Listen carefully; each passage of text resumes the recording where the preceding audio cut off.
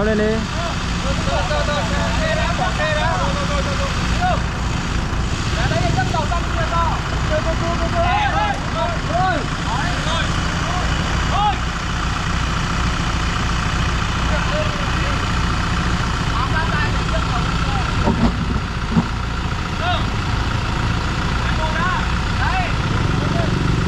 Em lùi lại.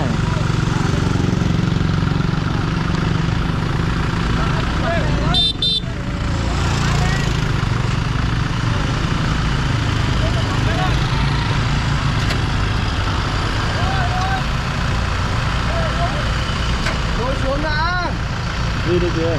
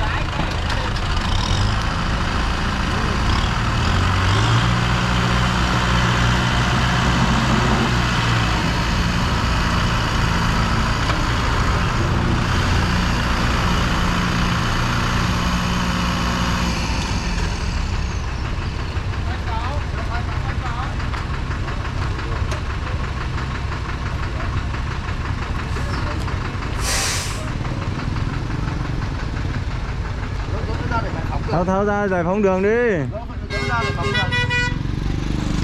Ui, tinh, ngon ạ.